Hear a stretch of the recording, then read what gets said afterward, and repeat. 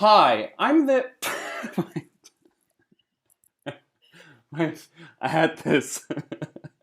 Hi, I'm the middle class white man who puts the in mediocre. Licensed IO psychologist Dr. Clif P Lewis. And this is Management Tool, the show where we talk about psychology, employment, and management. And where I have to do it again. Sorry, hold on. I have it right in front of me. We don't want to get sued, so we're going to be like super vague. First mistake. How are you a manager and unable to deal with conflict? If nothing else, I'm balanced.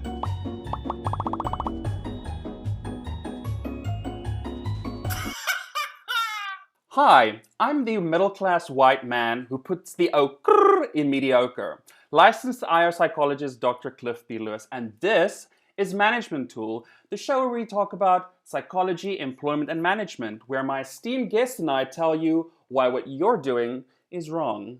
Today, we have Dr. Maryam Aldossari with us on the call. Hi, Maryam. Hi. So let me just quickly pull up Maryam's credentials over here. So Dr. Maryam Aldossari is a specialist in the field of international human resource management. After earning her doctorate from Queen Mary University of London, she spent a number of years as lecturer at the University of Edinburgh.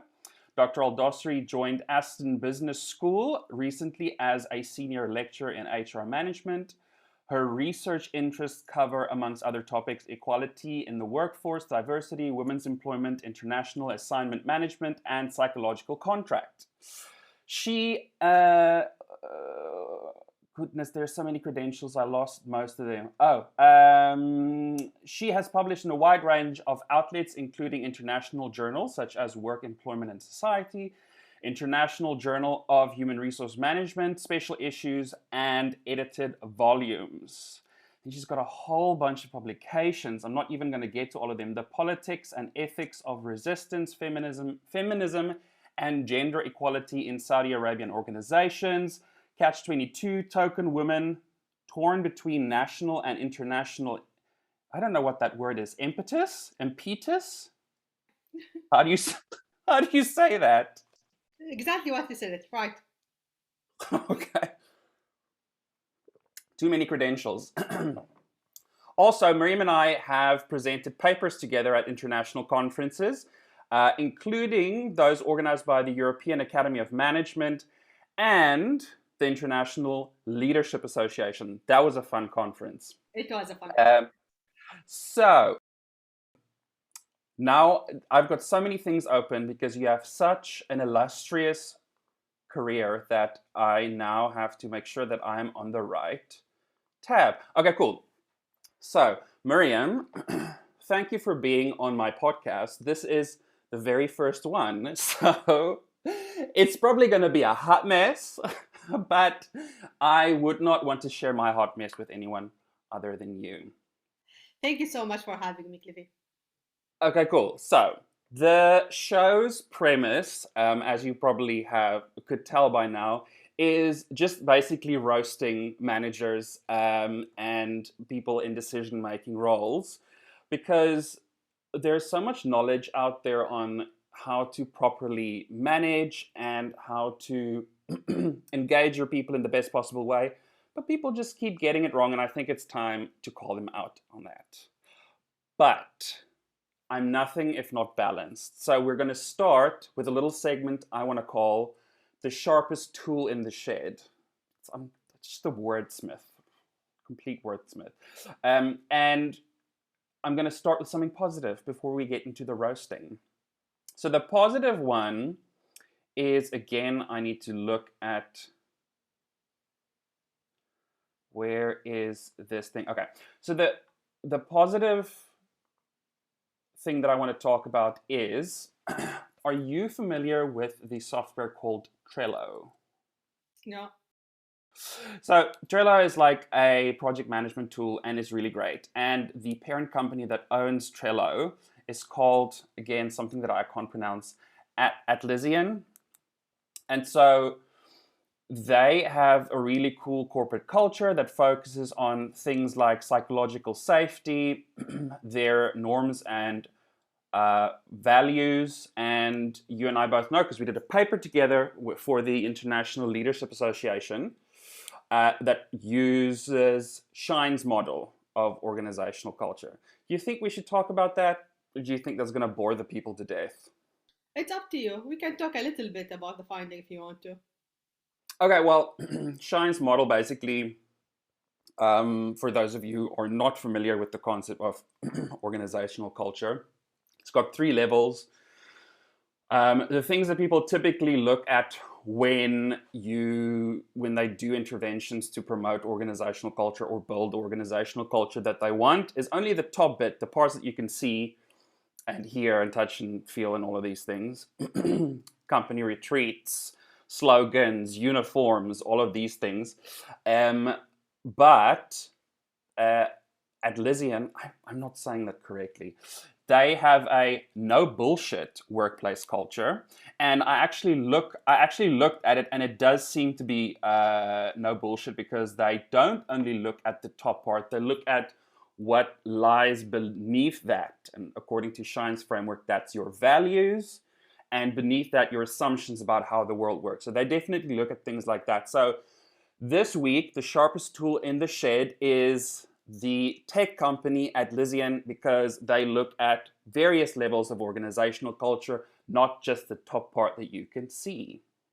Now, Maryam, I want to share with you the roasting part. So we're going to get into the roasting now. And for that, I want to share a TikTok with you. So let me share my screen. How do I do that? Share screen. There we go.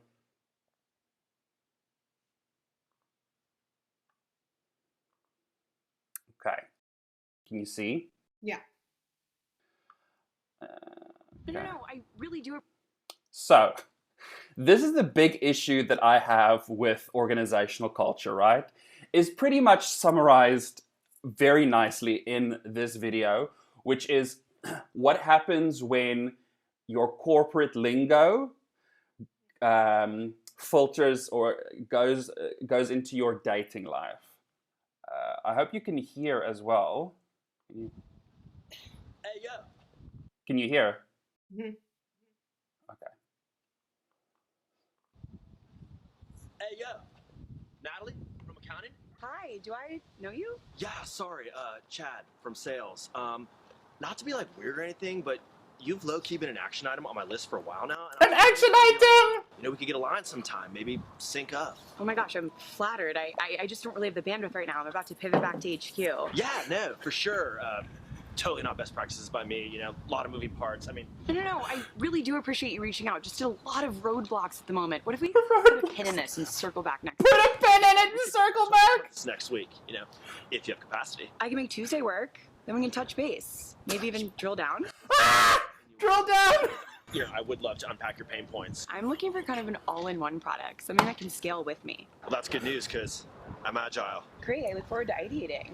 Sick. Whoa! Natalie? Okay, so did you enjoy that? I did. Really enjoy it. It seemed that they have really strong organization culture. But see, so this is my issue that I've got with. Maybe I should stop sharing now. This is my issue that I've got with organizational culture is, you especially see it with, excuse me, companies that really want to build a new culture, especially when they see, oh, something isn't right here, we're losing people, and or maybe they've got bad PR, and they now they think, okay, we need to rebrand, we need to come up with a good company culture, but then all of it is just this top bit, the the lingo, how we dress. And it's become also very fashionable to have a trendy organization culture, because a lot of organizations trying to tap in this talent, especially new generation who want things that's trendy. That's why you see Google have really fun culture. Other company have they promote themselves and the value. For example, some people who want to work, and I saw it in my student, they want to work in a company that's green. Some people want to work in company that support family and so on. So a lot of company, and there, this is where they get it wrong. They focus in the surface level, but the enacted value will be completely different. So one company will say that, oh, we promote work-life balance. But when you go to the organization, there is so much emphasized in talent, high performance. And that's actually contradict work-life balance if you have so much emphasis in it. See, so you mentioned two things. The one, you mentioned Google. So I am actually running a organizational culture for tech companies lecture series. And so I was looking around at organizational culture research that's specifically within the tech sort of environment. And one study I actually found, they did an analysis of Google's organizational culture. And what they found was all of this hip, trendy, fun work-life balance. It's all surface level. It's all surface level. When you really spend time and you unpack the values and the assumptions, it's any other company that's push, performance, performance, performance. Yeah, and also a lot of companies use it as promoting way of their organization, the value proposition of the company. So, for example, we did similar to research we did. The company in Saudi Arabia promote that they are the first company to recruit women in engineering. But when I did the research, actually those engineering female who they send them abroad to study for years and years, when they come back, they end up in office jobs. They are not allowed to see. Oh, like secretaries, basically. Secretaries with master's degrees in engineering. Okay, but real talk though, are you going to get taken out? Do I need to edit this part? Can I air this part where you talk about? I publish it.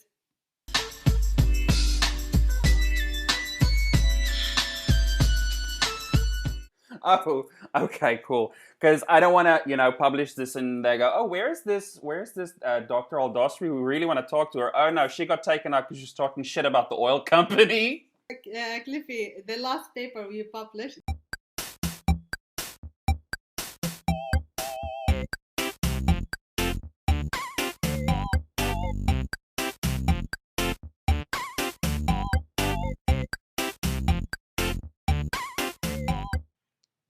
Well, I mean, that's what I'm checking. I'm keeping all of this in. I'm just going to bleep certain parts. But so Google and like the company that you mentioned, they focus on the surface level. So what then happens? What happens when there is a contradiction between the value proposition that you put out there, either for a PR exercise or for employee branding, so attracting talent. So I would argue the company that you mentioned, they're contradicting cultural artifacts or symbols respective to their values. That's probably a PR exercise because you said the first company to employ women engineers. Whereas a company like Google, both of us are going to get taken out because we're talking about a tech giant and an oil giant. For Google, it's probably to attract talent, less maybe about PR because, everyone knows Google already. What happens then when you've got this misalignment? Mismatch between the enacted value and the value that they promote, obviously high turnover in our research. High turnover, yeah. Yeah, the research we did together, it was 80% turnover, and you have dissatisfaction, disengagement, and dismotivated people. And you see it also in, for example, in academia, like when you enter a certain university and the enacted value is completely different in what they promote, you see a lot of academic mobile their jobs. They move from one job or they become disengaged from the job completely. And that's actually the other thing that I wanted to mention. So you mentioned Google, so I spoke on Google. The other thing is, I'm not going to mention this company because I would be violating my NDA if I did say which company it is, but I obviously work with a wide range of companies as a consultant. But this one specific company, also the values is like the value of, you know, teamwork and togetherness and all of these lovely things. And they've even got policies on work-life balance, like very, very specific policies. We don't work X amount of hours. We don't do weekends. We don't work at night. I promise you, I was online because me as a consultant, I charge by the hour. So trust and believe I'm working at night. So everyone's online because you can see people are online, and I kind of made a joke of it to send people a link to the policy and say, hello. Are you familiar with this work-life balance policy? and yeah, as you say, people get so disengaged. And burnout. And when you mentioned that I'm exhausted, you have people with burnout, high percentage of burnout, they slap you with the well-being training. And that's not the way to handle this. The problem is the organization culture. And we get that out of academia. You have a lot of burnout, especially now in the pandemic. And when research show us that there is a high burnout, their response was like, oh, let's do yoga in the morning. For all academic, let's do a well-being session. How is that helpful if your culture is very intense? It's like a boat. It's like a boat on water. Yeah. With holes in it, and we just go, no, it's fine. We can stay at sea. Let's just put little plasters on, and it's like, no, we're gonna sink. Yeah, we're definitely gonna sink. Yeah. But what did I want to say about that now? Oh, yes. So the other thing with the burnout, when the pandemic hit and people started working remotely, and it first was going to be a couple of months. I remember it was in the beginning in South Africa, it was only going to be like a month or 3 weeks. And then it got extended and extended and extended. And people started burning out. And then people started blaming it on remote work. And so I actually did a video series where I unpack that, and I use the areas of work-life balance model by Leiter and Maslach. It's the model that the World Health Organization used as well. And so it looks at certain things like, what's your perception of your workload? Do you have support at work? Is your values aligned with the organization? Do you perceive your interaction with your superiors as fair?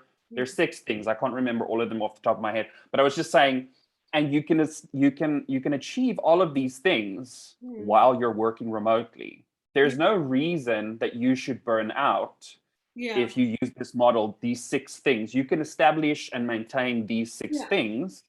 Yeah, I think the problem with the pandemic, there was a lot of change and sudden change, and then you need to reskill yourself to learn a lot of things. Like, for example, for us in academy, you need to learn how to do teaching, how to do meetings and stuff like that. You need to learn how to do teaching? Yeah, because they want us to do like a certain programs, and they specify those programs, and that's fine. But it just a lot of things happen. My issues with research and burnout, it doesn't consider the gender. So, for example, we were doing just a presentation 1 hour ago, that even the definition and the research that have been done, it doesn't consider gender differences. So when we did some research in burnout and pandemic, most of the research in burnout focus in what's called services sectors, and those sectors is they don't have a lot of resources, but there's a lot of emotional exhaustion with them, a lot of intense and work.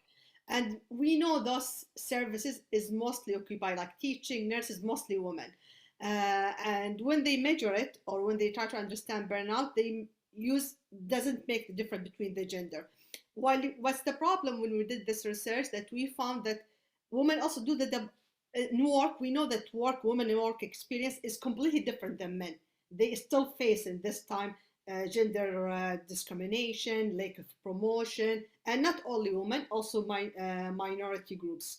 And when we did this research, we find like what quite obvious: women doing the double shift working at home and working at the office, and that's created the burnout, and they are disengaged from their organization. A lot of them even have marriage problem because the pandemic created that.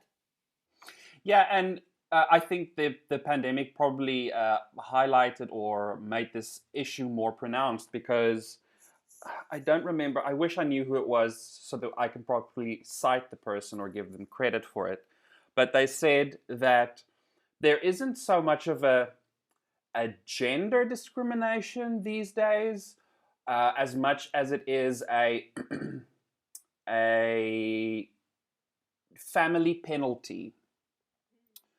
So so where the assumption is kind of along the lines of if you're both single professional people and you're a man and a woman, the experience is fairly similar. But if you are married, have children, have a household that needs taken care of, then that experience becomes significantly different because for men, this is not necessarily an organization.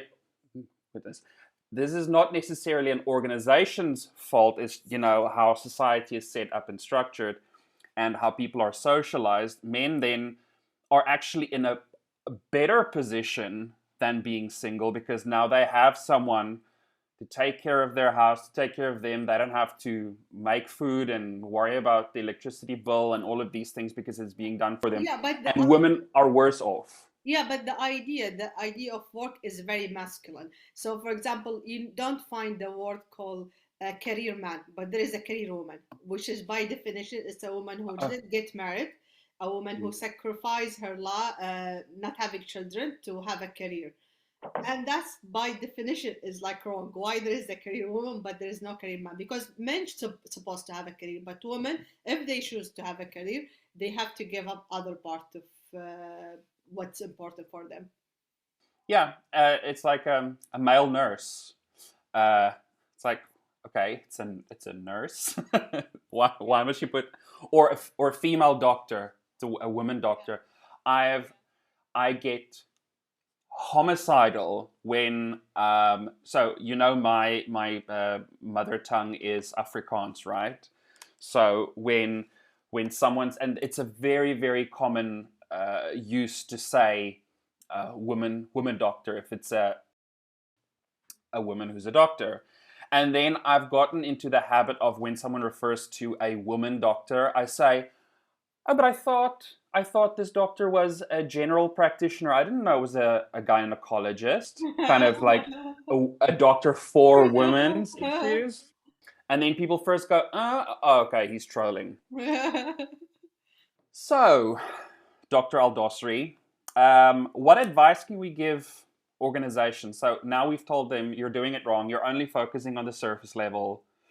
You are not being authentic. All your cultural interventions are surface level. And also, when we say this, it doesn't necessarily always mean that it is intentionally surface level. Your organizational culture can be at a surface level without, organizations could actually legitimately really be trying to develop a positive organizational culture, but just not know that there are deeper levels to focus on and how. So how can we assist? Like, I don't have a Recommend? specific solution, but I will say a couple of things. Don't over promise, think that you know that the organization will not be able to deliver, and focus in leaders, because leaders are the creator of culture.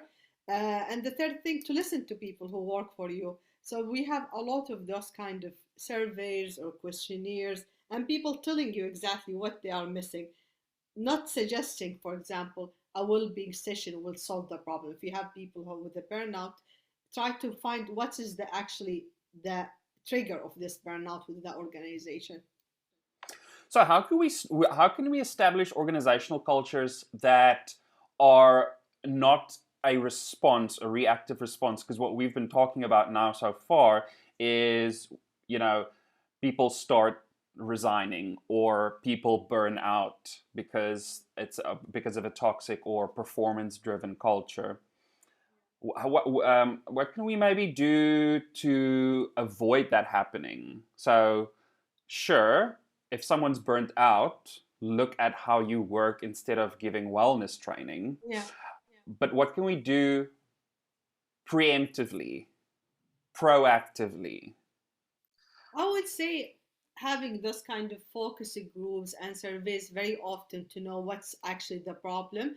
And also, like I know like some places where leaders know it's a toxic culture, but it's easier to ignore it instead of address it. So trying to find where is actually the problem. If you have bullying in the organization, and instead of having a session saying that, oh, you shouldn't bully, find out who is bullying, why there is a structure of bullying within the organization, what is the main issues. So sometimes those kind of a training that they provide is just a short solution or just to show that we are doing something.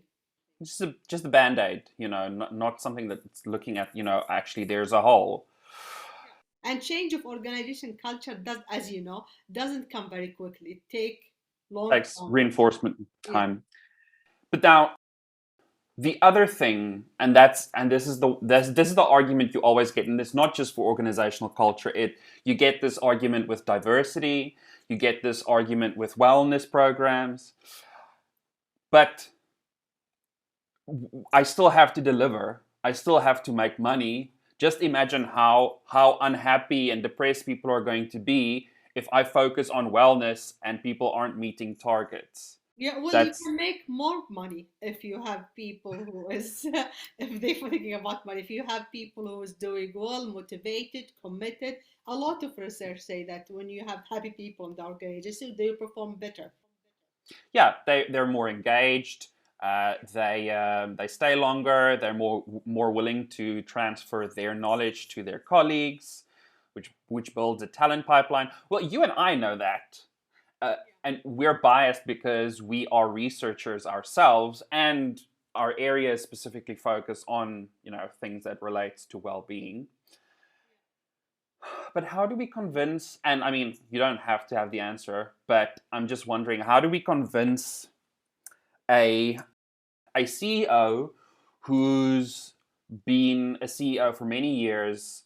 They don't really have a people background. They're maybe more technical or operations oriented, and their whole life has just been about meeting targets. Yeah.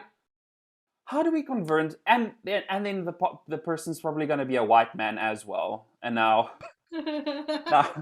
an Arab academic comes to him and say, "No, you must now not do this, sir, because then people are going to be unhappy." And then he goes, "Well, I need to meet my targets." Yeah.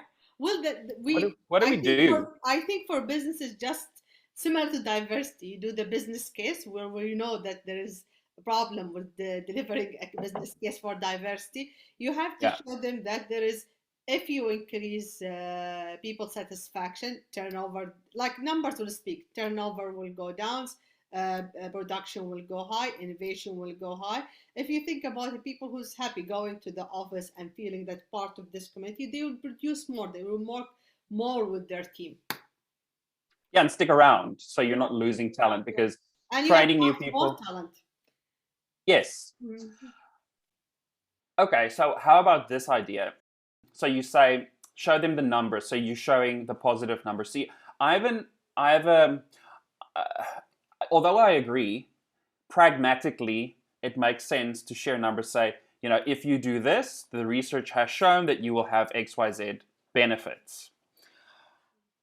But to me, there's like I have a moral objection against the business case for wellness and the business case for a positive work, because you should just be doing it because it's the right thing to do. You shouldn't be doing it because it makes you money.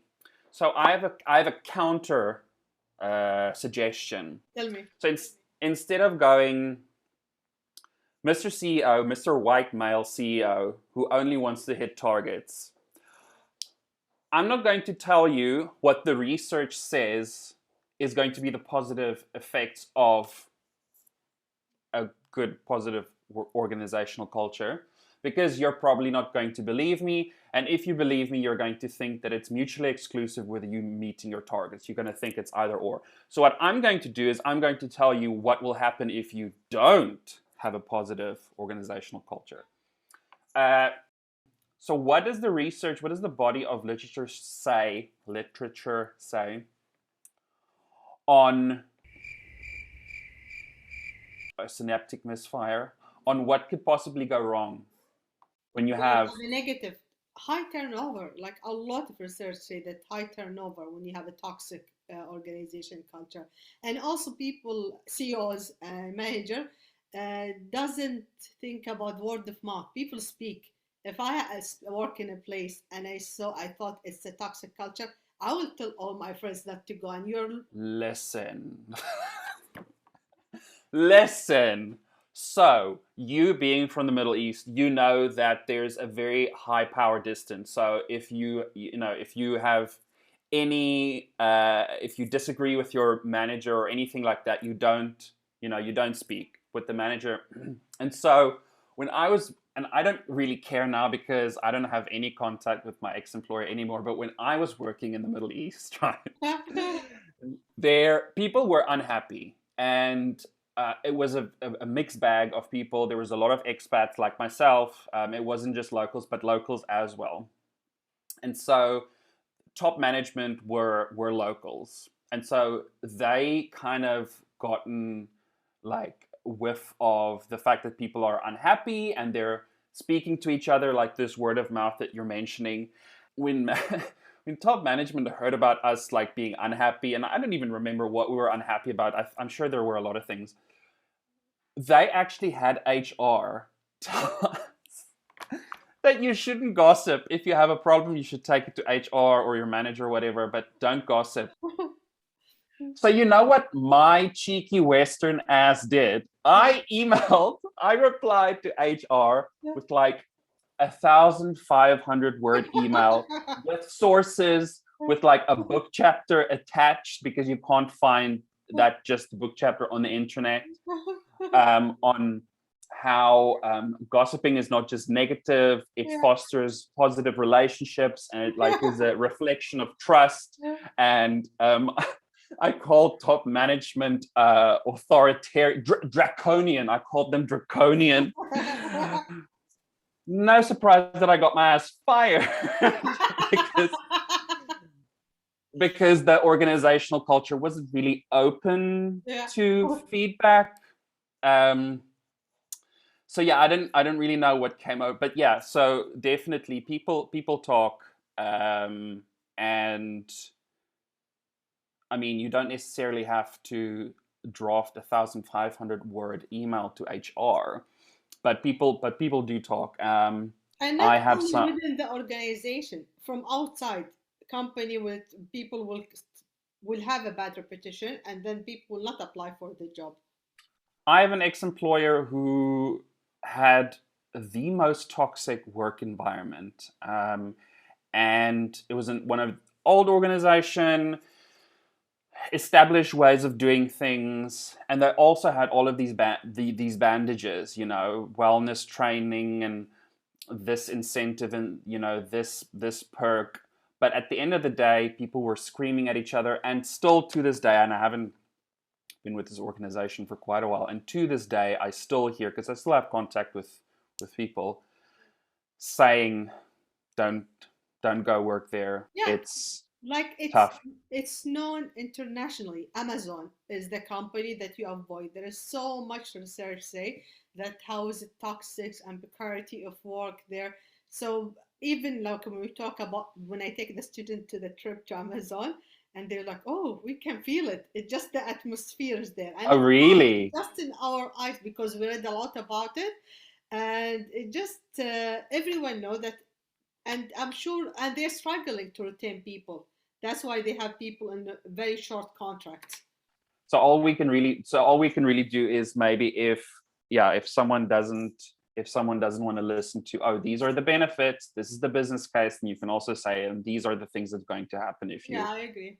don't look at your organizational culture. Yeah, I agree. If the two people who's going to be watching this If they want to find you and cyberstalk you and read all of your amazing work, where can they find you and where can they see your stuff? Now in my new profile, which I didn't create yet, in my new Right. employer, at Aston Business School. Aston Business School, and that is in Birmingham, UK. Yeah. Cool. And social media handles? At Maryam _DH. Cool. And all my handles is Clif P Lewis, Clif with one P. Oh, Clif with one P. Clif with one F, P Lewis. A whole bunch of just go and check. Thanks for talking about organizational culture with me, Maryam. It was really fun. Thank you so much for having me. And we'll talk soon. Talk to you soon. Bye.